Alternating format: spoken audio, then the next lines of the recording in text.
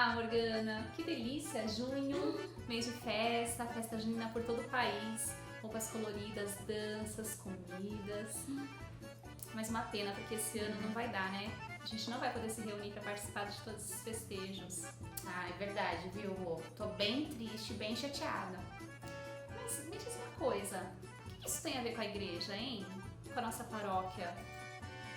Então, Rô, de modo bem resumido assim, podemos dizer que no mês de junho celebramos 3 santos importantes da Igreja Católica: Santo Antônio, São João e São Pedro.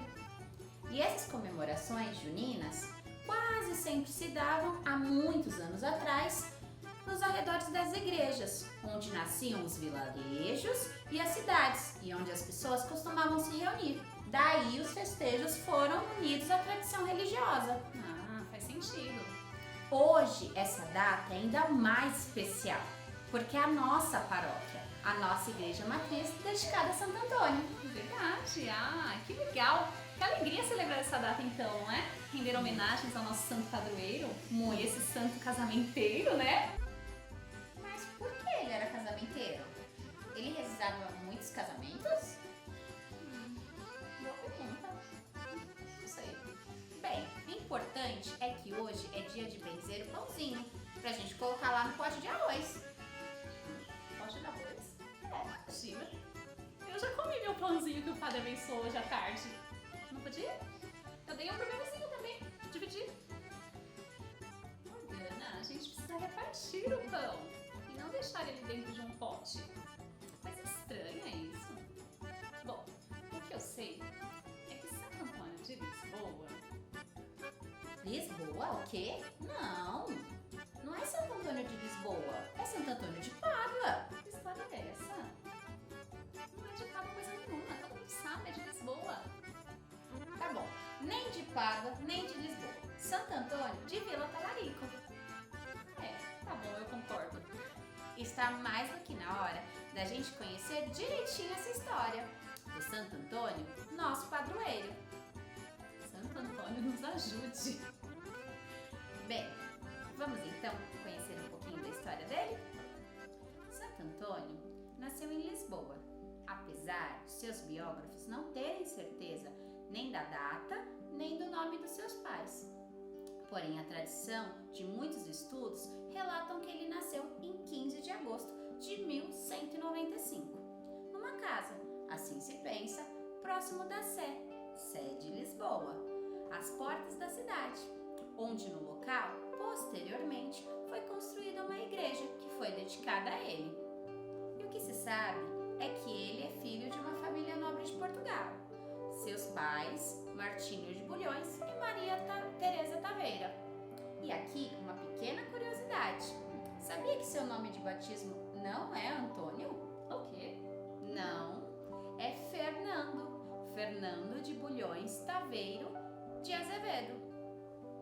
Fernando era um rapazinho de muita fé. Fez os primeiros estudos na igreja de Santa Maria Maior, sob a direção dos cônegos da Ordem de Santo Agostinho. Como era a prática desta ordem, teve ali toda a sua formação intelectual. Apesar de sua origem nobre, Fernando sempre se sentia incomodado com a diferença de classe social. A pobreza das pessoas deixava ele inquieto. Também, por sua formação intelectual e religiosa, a luxúria que o cercava e a vida desregrada e cheia de festas e outros prazeres que os seus amigos e outros jovens levavam, não era o que Fernando queria, e por isso, ainda adolescente, com 15 anos apenas, ele ingressou como noviço na mesma ordem religiosa, a Ordem de Santo Agostinho, no mosteiro de São Vicente de Fora, ainda lá em Lisboa, onde iniciou os estudos para a sua formação religiosa. Só que nessa abadia tinha um problema. Os religiosos, eles davam permissões para que os amigos e os familiares, eles visitassem o Fernando. E esses amigos, você não vai acreditar, Morgana, eles iam com frequência lá só para tentar convencê-lo de sair dali e voltar para a vida jovial da sociedade a qual ele pertencia. Nossa, deve ter sido um pouquinho difícil. Que ele se incomodou tanto que ele tentou e conseguiu se transferir para o Instituto Agostiniano no Mosteiro de Santa Cruz, em Coimbra, um pouquinho longe de Lisboa. ela era a capital do Reino de Portugal na época. E lá ele aprofundou seus estudos e se afastou dessas distrações profanas. Ainda bem. Algum tempo depois, ele é ordenado sacerdote aos 25 anos de idade. Coimbra era, na época, o centro intelectual de Portugal. E ali ele deve ter se envolvido profundamente nos estudos da Bíblia, nos textos dos padres, da igreja e de toda a sua literatura. Mas Fernando estava sempre incomodado com a situação das pessoas mais pobres, que sofriam por causa das injustiças impostas pela burguesia de seu tempo. E isso levou ele a conhecer os ideais franciscanos. Nessa época, então, ele entrou em contato com os primeiros missionários franciscanos, que haviam chegado em Portugal por volta de 1217. Estavam a caminho de Marrocos para evangelizar os mouros. Sua pregação do evangelho no espírito de simplicidade, idealismo, fraternidade franciscana e de sua determinação missionária devem ter tocado o sentimento de Fernando.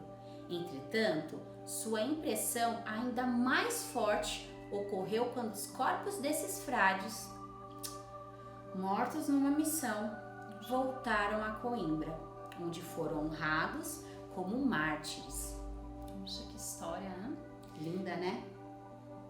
Que determinação. E em 1219, lá em Assis, Francisco, sabe Francisco? Sim. São Francisco? São Francisco de Assis, isso Nossa. mesmo. Eles são contemporâneos.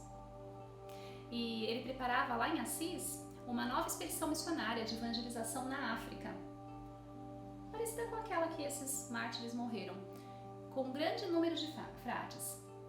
E Fernando, ele aproveita para ter com Francisco um contato mais pessoal, sabe?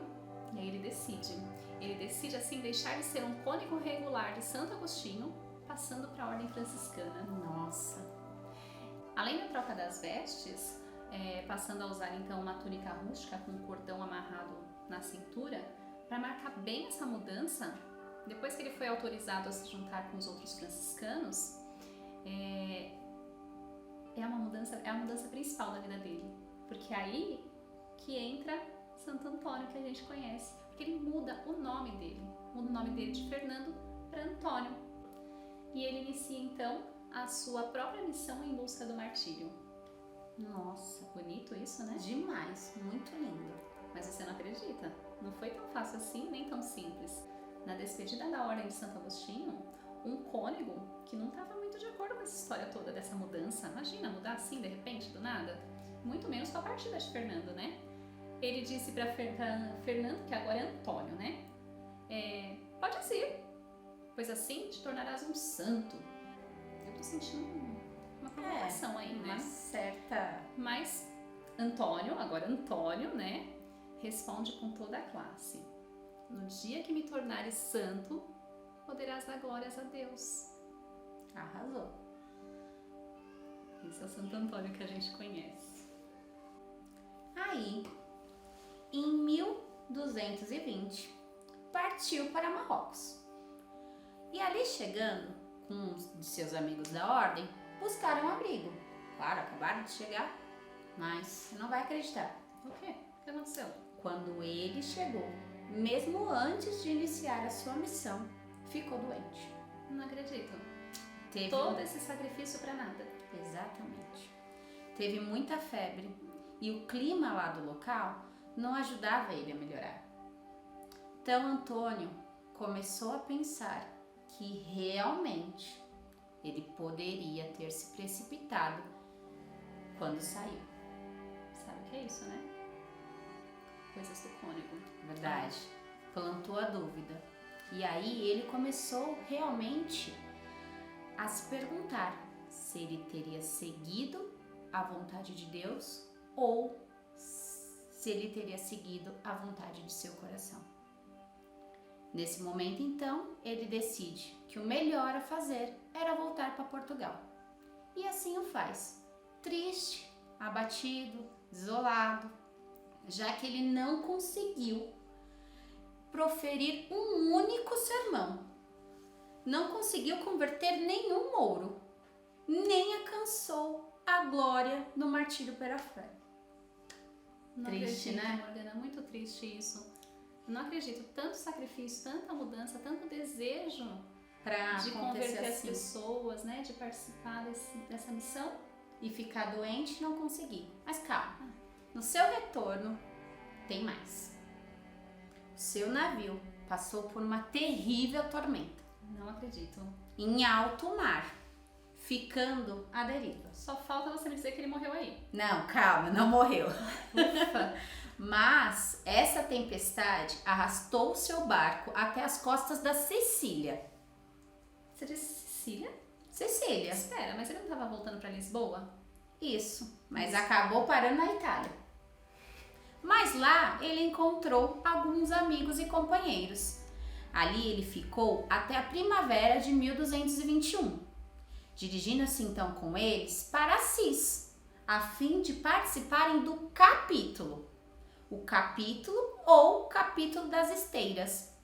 Eram quase uns 3.000 frades Nossa. que ficavam espalhados pela planície, dormindo em esteiras em pé em pequenas cabanas. Uau, tem que ter fé para fazer uma coisa dessa, não? Muita. A gente às vezes não consegue esperar 10 minutos numa fila. Pois é. E o último que seria feito seria este capítulo com a presença de seu fundador. Com São Francisco de Assis. Exatamente. Ai, que lindo. Lá em Assis, ele encontrou-se com São Francisco e os seus primeiros seguidores. Um evento de grande importância. Em seguida, passou 15 meses em um convento distante em Romanha, em intensas meditações e árduas disciplinas. Mas, eis que ocorreu uma ordenação de frades. É um episódio muito interessante esse. Em uma cidadezinha lá da Itália, chamada Forli. E Antônio, ele deixou o seu isolamento, lá de Romanha, para vir participar dessa cerimônia. Chegando lá, não vai acreditar, Morgana, não tinha quem fizesse a pregação. Não acredito. Não tinha nenhum frade para fazer isso. E aí, o que aconteceu? São Francisco chamou Antônio e pediu para que ele falasse o que o Espírito Santo inspirasse ele. Nossa, que confiança, hein? Ele não gostou muito não, vou te falar a verdade, ele deu uma protestada, ele não queria, mas ele era obediente, estava disciplinado. E aí ele foi falando ali para os franciscanos, para os dominicanos também lá reunidos, de forma fluente e admirável, para a surpresa de todos. Nossa, que demais. Foi de imediato destinado pelo provincial à evangelização. Não deu outra, né? Fez direitinho. Já pegaram Antônio e falaram, não, agora você vai difundir a doutrina franciscana por toda a região da Lombardia. São Francisco sabia o que estava fazendo, né? Pois é. E aí assim inicia a sua fama de pregador. Ele Então tem uma foi fama aí. muito grande de bom pregador. Nossa. Exímio pregador. Após a autorização do Papa da época, Santo Antônio ele foi nomeado professor de teologia pelo próprio São Francisco. Acredita que ele foi o primeiro a fazer isso na ordem franciscana? Nossa, sério? É, porque a ordem franciscana, ela não encorajava muito os estudos não, na verdade, os estudos eruditos, né? E ele passou, mas ele foi. E ele passou por diferentes lugares, ensinando e pregando. Caramba! E aí, em 1227, Antônio, após a morte de São Francisco, em 1226, foi indicado ministro provincial da Romanha. Passou depois os próximos 3 anos pregando na região, incluindo Pádua, para audiências cada vez maiores. Nesse período, colocou por escrito diversos sermões. E você sabia que ele tem muitos sermões escritos? E isso é muito importante. E você aí em casa também pode pesquisar esses sermões e conhecê-los. É muito rico. Exatamente. Quem tiver curiosidade, depois procure. Depois disso, ele participou do capítulo geral em Assis, em 1230, onde também assistiu o translado dos restos mortais de São Francisco de Assis, da igreja de São Jorge, para a nova basílica. Neste mesmo ano, solicitou ao Papa a dispensa de suas funções como provincial para se dedicar ao quê? À pregação. Só podia ser. Reservando então algum tempo para contemplação e prece no mosteiro que havia fundado em Pádua. Sempre trabalhando pelos necessitados, envolveu-se também em questões políticas. Mas Santo Antônio, hein? Danado, né? Danadinho. E aí, em 1231, persuadiu a municipalidade de Pádua e, vocês não vão acreditar, elaborou uma lei que impedia a prisão por dívidas se houvesse alguma possibilidade de compensação de outra forma. Você está me dizendo que o prefeito de lá fez isso porque Santo Antônio pediu? Exatamente. Santo Antônio sempre preocupado com os menos favorecidos, né? Exatamente. Demais, né? Pois é. Ele dizia uma coisa muito importante. Ele dizia assim, que o pregador ele deve suportar com paciência e com alegria as provações que lhe são impostas. Quando proclama a palavra de Deus, ele dizia que o pregador ele tem que chocar diretamente os corações do pecador. Mas quando o pregador se torna alvo de insultos, ele tem que inverter. Ele deve ser dócil e afável. Nossa, que tarefa difícil, hein? Pois é. Mas sabe de uma coisa? Era exatamente assim que ele conseguia acessar tantos corações.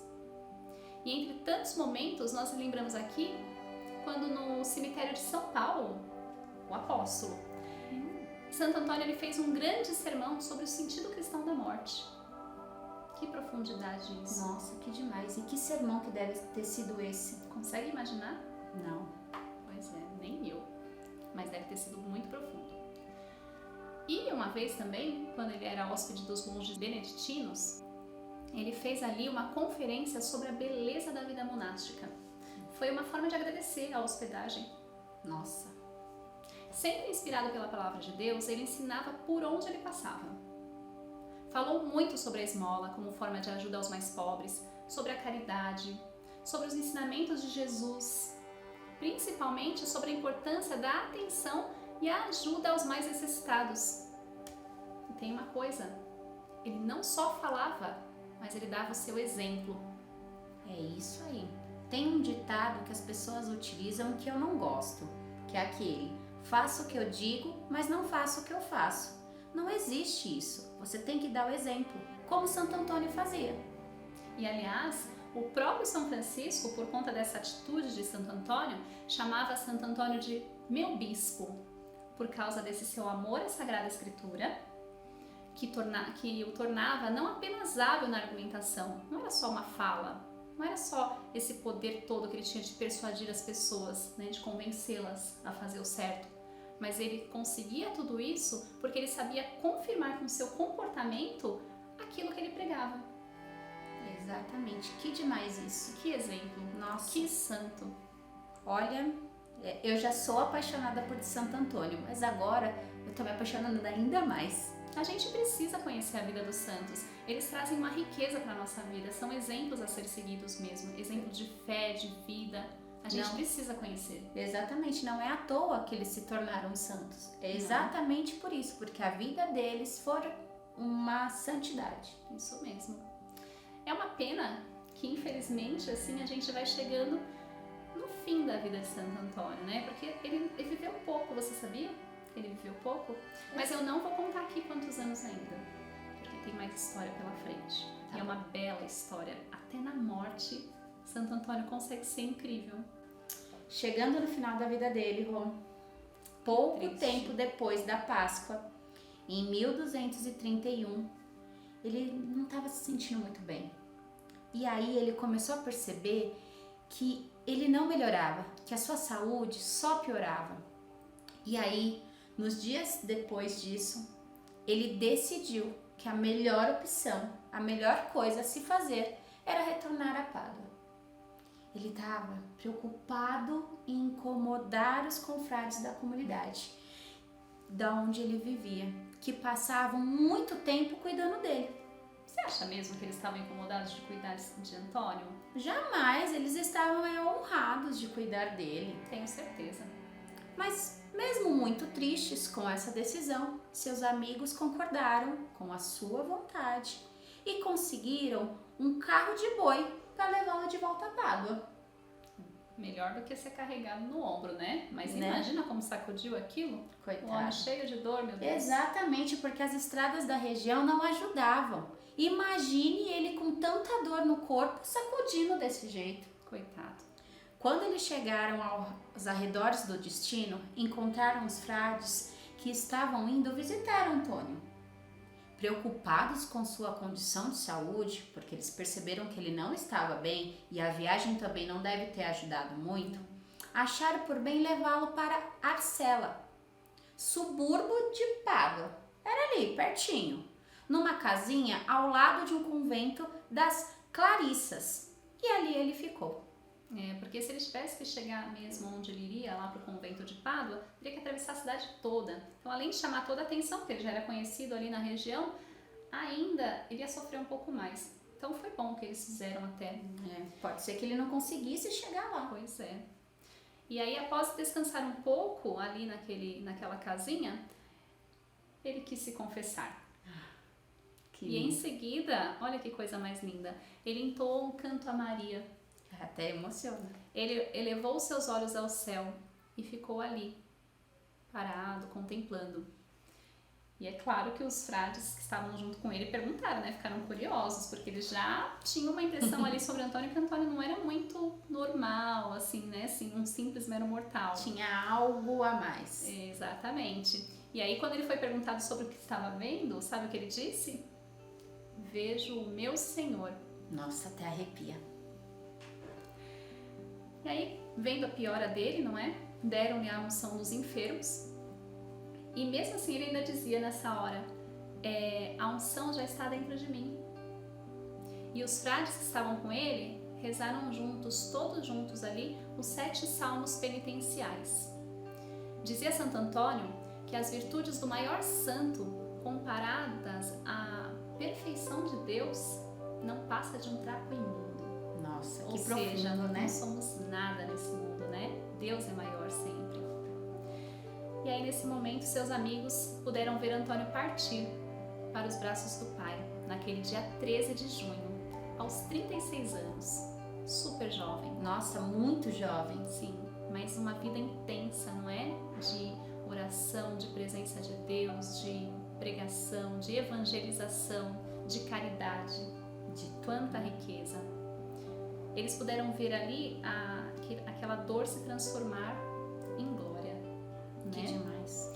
Não se sabe como, mas conta-se que nessa hora, algumas crianças ali da região saíram gritando pelas ruas: morreu o frade santo! Morreu Santo Antônio!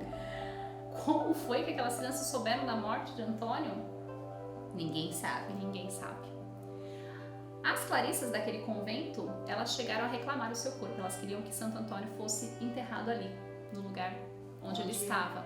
Mas a multidão acabou sabendo da morte de Antônio, né? Santo depois.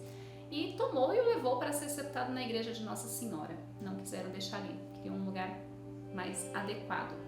Nossa, que história demais. É extremamente emocionante saber dessa parte da história, né, gente? Emociona mesmo, é linda demais essa história de Santo Antônio. E aí, com tudo isso, veio a canonização.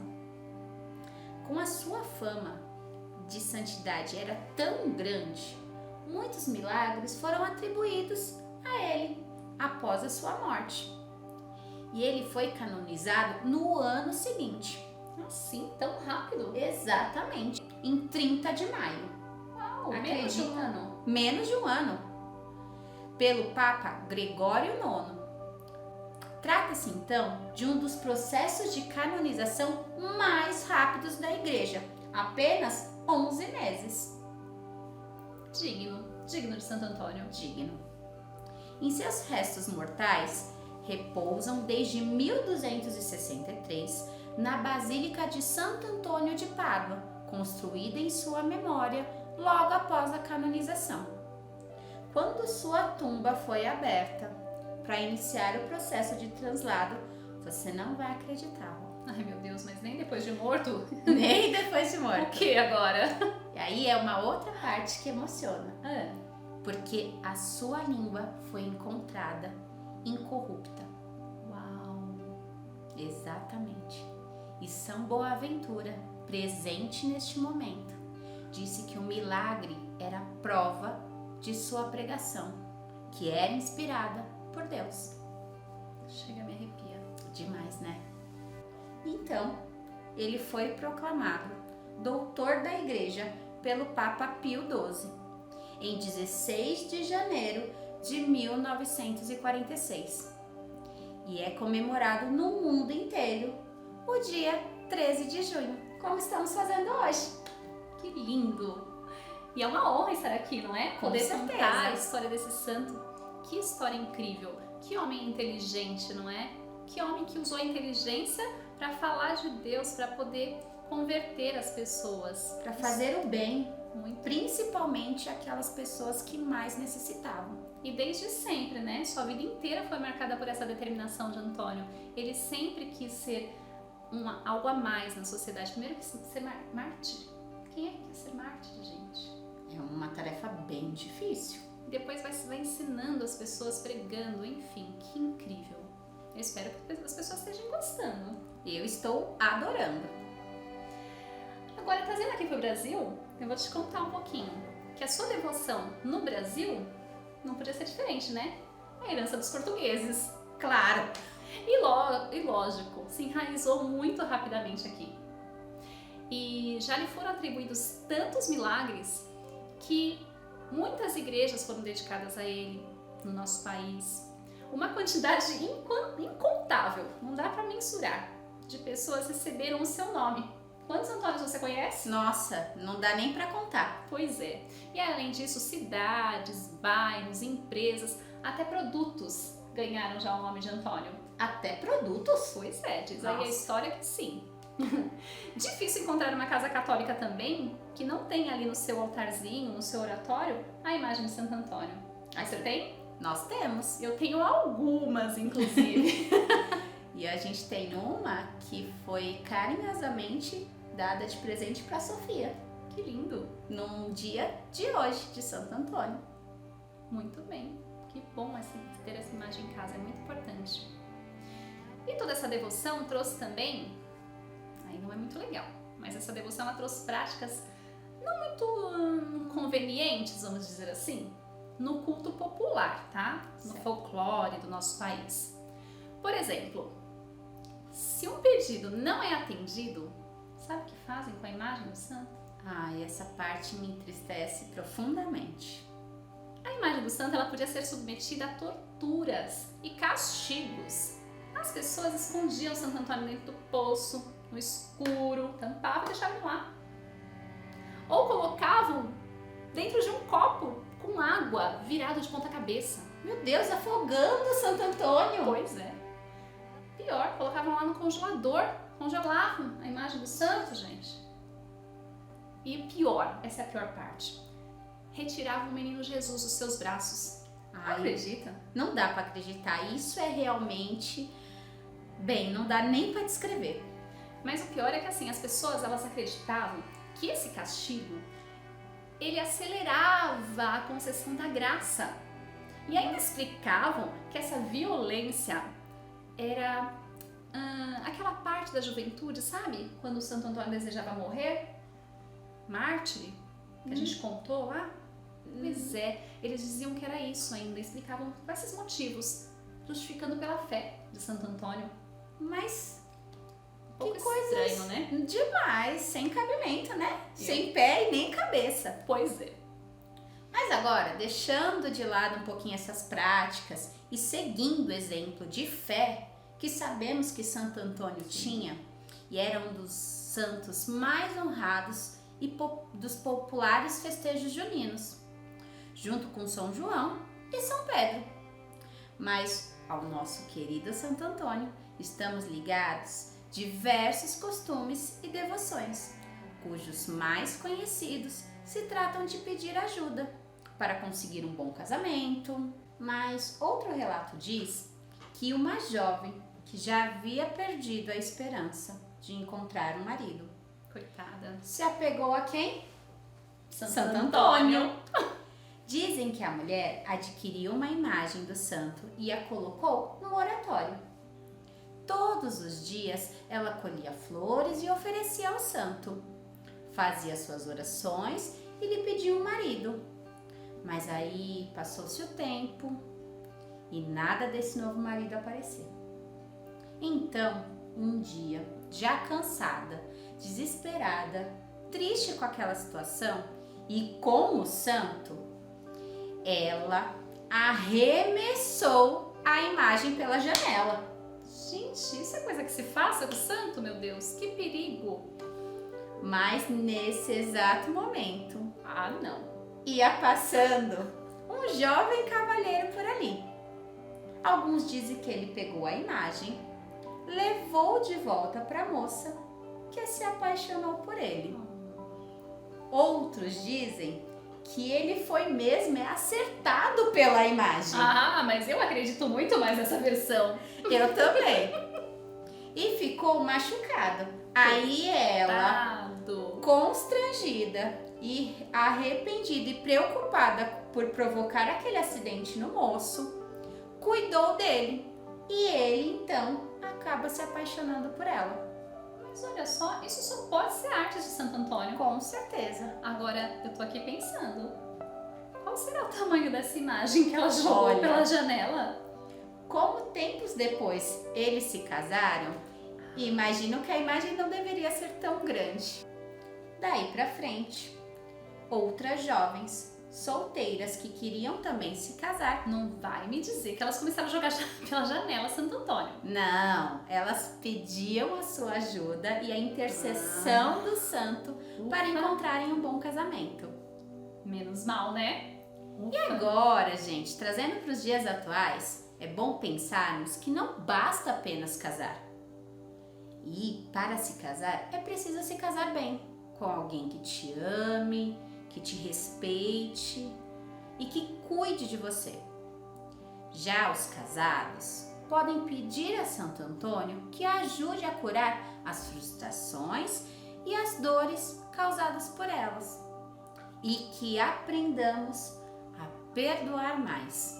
Afinal, a pessoa ideal não existe. E Santo Antônio pode ajudar num recomeço baseado no perdão. E esse é só um dos atributos de Santo Antônio. Ah, com certeza, porque ele tem muitos milagres para contar pra gente. Tem muita história pra gente contar ainda. Mudando de casamento para peixe, isso mesmo, para peixe. Essa história, esse milagre é incrível, Morgana. Você não vai acreditar.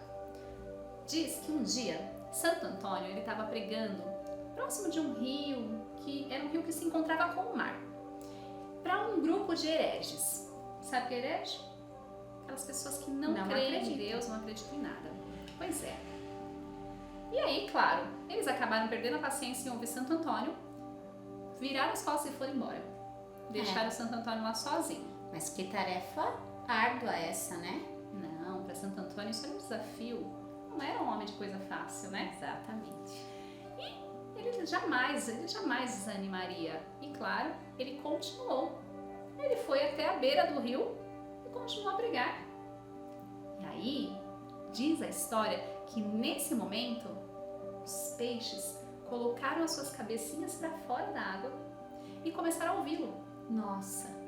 Pois é, pregou para os peixes. Acontece então que este é tido como seu primeiro milagre, porque as multidões de peixes aproximaram-se com a cabeça para fora d'água em atitude de escuta, coisa que os hereges não fizeram. Mas eles ficaram tão impressionados com essa história, com essa situação, que eles logo se converteram. Também não tinha como não, né? Já pensou? Que demais.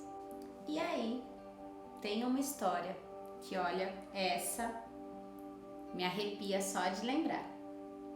Certa vez, alguns hereges, irritados com com as pregações de Santo Antônio.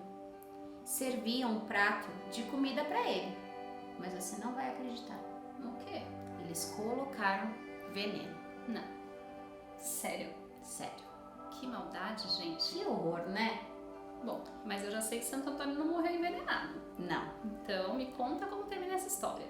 Em oração, Santo Antônio foi avisado por Deus, como se soprasse ali, em seu ouvido, que queriam matá-lo.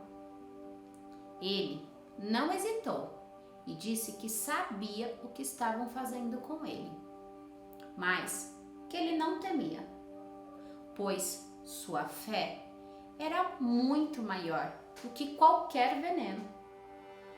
Querendo colocá-lo à prova, então, os hereges, em tom de deboche, o desafiaram a comer, já que o seu Deus o salvaria. E ele comeu? Você acredita, Rô? Santo Antônio, para surpresa de todos, abençoou o prato e comeu tudo, sem que nada acontecesse a ele. Uau! Demais, né? Demais. Imagina como esses hereges ficaram. No mínimo se converteram. No mínimo. No mínimo, não é possível, né? Mas Santo Antônio, hein? É demais. Homem de fé. Que fé! Que fé! Eu tenho mais uma história de milagre de Santo Antônio para te contar. Certa vez, numa tarde fria, Santo Antônio estava no convento e veio até ele um mendigo pedir pão. Nessa época, ele era a pessoa que cuidava da despensa, sabe? Lá no convento. E ali não tinha muita coisa. Mas o que tinha, o que ele fez? Deu pro homem. Com certeza. E aquele pão que ele deu, com certeza iria faltar para os frades. Mas Santo Antônio não podia deixar aquele homem sem ter o que comer. E assim ele o fez. A cara de Santo Antônio. E eu não podia imaginar de outra forma, de forma alguma. Bom, quando deu a hora da refeição, os frades vieram para a mesa e não ficaram nada felizes em saber o que o Santo Antônio, na verdade naquela época ainda frade Antônio, tinha feito. Mas Santo Antônio nem se abalou, com toda a sua fé, confiou e disse: vão à despensa, lá vocês vão encontrar pão com fartura. Nossa, ele era muito e proprietário, sabe né? Pois é, ele era um homem de fé, uma Demais. fé inabalável, ele não questionava, ele não duvidava. E não teve outra. Quando os frades chegaram até lá, encontraram um cesto cheio de pão. Olha. E daí vem a oração de Santo Antônio, que diz: dai pão a quem tem fome e fome de justiça a quem tem pão. E por isso, hoje, nesse dia de Santo Antônio, nas igrejas, acontece a bênção dos pães, como já foi feita na missa agora à tarde, e vai acontecer de novo no final dessa live. Aguarde aí com o seu pão. Que é para que esse pão se multiplique na vida de cada um. E a exemplo de Santo Antônio, sempre nos lembremos dos mais necessitados. Este ano, por conta da pandemia, a bênção está sendo feita à distância, mas com o mesmo valor. E Santo Antônio era um homem muito voltado à Eucaristia. Certa vez, pregava sobre o valor da Eucaristia e um homem herege disse: Eucaristia? Isso como mato. Não tem valor. Olha, não acredito que ele disse isso. Que absurdo. E Santo Antônio não deixou barato. Ah, mas nem eu deixaria, né, Morgana?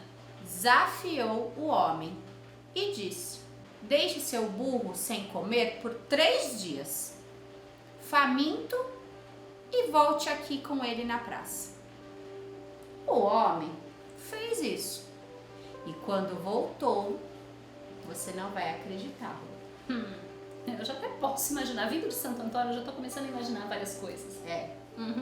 Santo Antônio colocou a Eucaristia diante do bicho e disse: ué, não é como mato? Pois deixe que ele coma. Mesmo com muita fome, imagine 3 dias sem comer, o animal devia estar muito faminto. Com certeza. Ao ficar diante da Eucaristia, o animal dobrou suas patas, Nossa. como ajoelhando-se em sinal de respeito à Eucaristia. Essa é uma história conhecida por toda parte e por todos aqueles que conhecem Santo Antônio. Que tenhamos também em nós esse amor pela Eucaristia. Amém. Ai, prepara o coração, Morgana, porque eu vou te contar aqui um último milagre. Tá bom. Mas é tão intenso, eu acho que foi um dos que mais me tocou. Diz que ocorreu com ele, de acordo com as histórias e os relatos, logo ali no final da sua vida. E foi contado por um conde chamado Tiso. Eu acho que é assim que fala o nome dele, tá? Deve ser. Esse conde contou para os confrades de Santo Antônio só depois da morte de Santo Antônio. Depois da morte? Por quê? Ah, você vai entender o porquê. Bom, diz que Santo Antônio estava lá, na casa do conde Tiso, em Campo Sampiero, um local lá ao lado do convento das Clarissas. Ah, Lembra daquela casinha? a casinha que ele ficou. Isso, lá em Pádua, né? Entendi. E onde ele morreu, afinal de contas ele acabou morrendo lá. Bom, ele estava recolhido num quarto em oração. Certo? E o conde, curioso que só, aproveita esse tempinho que Santo Antônio tá lá rezando e vai dar uma espiada. Né? Ele espreita pelas frestas de uma porta a atitude do Frei Antônio. Quer ver, né? Quer lá que olhar? Pois é. Às vezes a curiosidade fala um pouquinho mais alto, né? Você vai ver o que rendeu essa curiosidade.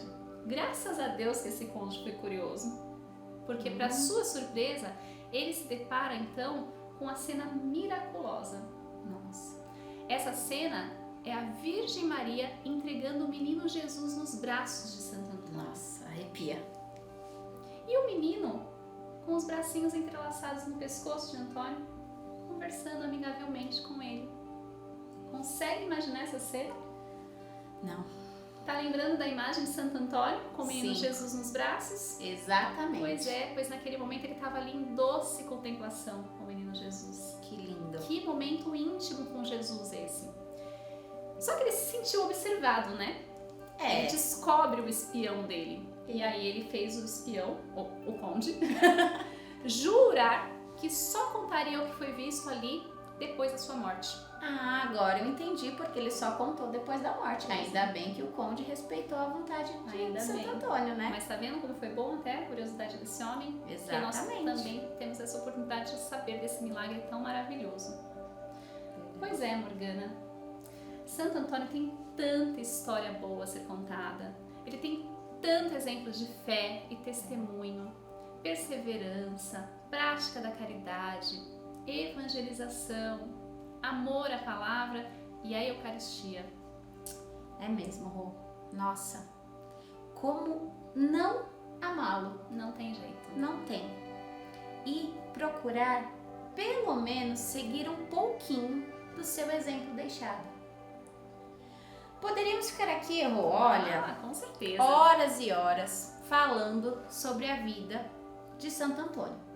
Mas como o nosso tempo já está acabando, que pena, fica aqui o nosso agradecimento especial para todos que participaram com a gente, que estiveram aqui nesta noite.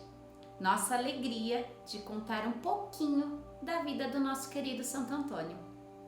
E o desejo que todos vocês leiam mais e conheçam ainda melhor o nosso poderoso e fiel intercessor. Santo Antônio, rogai por nós. Viva Santo Antônio!